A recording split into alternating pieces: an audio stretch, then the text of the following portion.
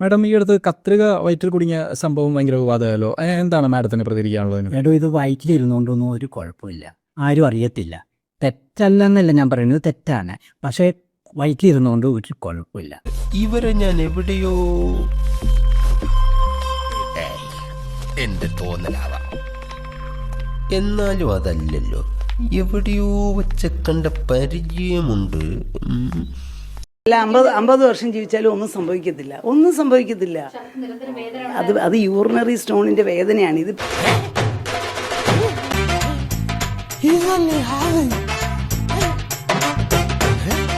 ഇത് വയറ്റിലിരുന്നുകൊണ്ടൊന്നും ഒരു കുഴപ്പമില്ല, ആരും അറിയത്തില്ല.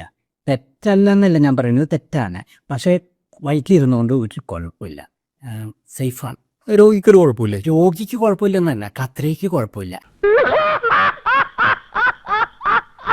കത്രിക പുറത്താണ് ഇരിക്കണമെങ്കിൽ ഈർപ്പം തട്ടി ചിലപ്പോൾ അത് തുരുമ്പ് പിടിക്കും, അല്ലെങ്കിൽ ഉപയോഗിച്ച് തേയ്മാനം വന്ന് ഒടിഞ്ഞു പോവുകയൊക്കെ ചെയ്യാം. പക്ഷെ വയറ്റിൽ ഇരിക്കുന്നിടത്തോളം കാലം ഇത് സേഫാണ്. മാഡം സർവീസിലിരുന്ന കാലത്താണോ ഇത് സംഭവിച്ചത്? അല്ല, ഞാനൊന്ന് തിയേറ്ററിലായിരുന്നു. ഓപ്പറേഷൻ തിയേറ്ററിലായിരുന്നു? ഓപ്പറേഷൻ തിയേറ്ററിലല്ല, സിനിമ തിയേറ്ററിലായിരുന്നു. പിന്നെ ഇതൊക്കെ ഒരൊറ്റപ്പെട്ട സംഭവമല്ലേ? ഒറ്റപ്പെട്ട സംഭവം? ഇതിപ്പോൾ ആഴ്ചയിൽ ഒരെണ്ണല്ലേ സംഭവിച്ചിട്ടുള്ളൂ. ഞാനൊക്കെ സർവീസിലിരുന്ന കാലത്ത് നിത്യ സംഭവമായിരുന്നു. എങ്ങനെയൊക്കെയാ ഓപ്പറേഷൻ ചെയ്ത് വരുമ്പോഴും കത്രിക വയറ്റിൽ പെട്ടുപോവാം.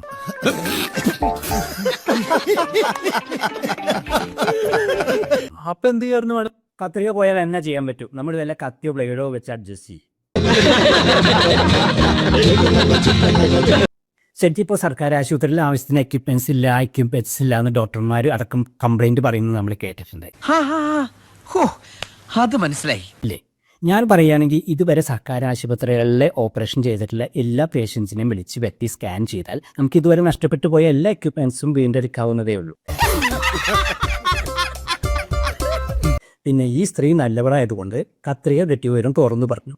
വേറെ വല്ല സ്ത്രീകളാണെങ്കിൽ കിട്ടിയ കത്രികയുമായിട്ട് കടന്നു കളഞ്ഞേനെ. പോയപ്പോൾ ആർക്ക് പോയേനെ? സർക്കാരിന് പോയേ.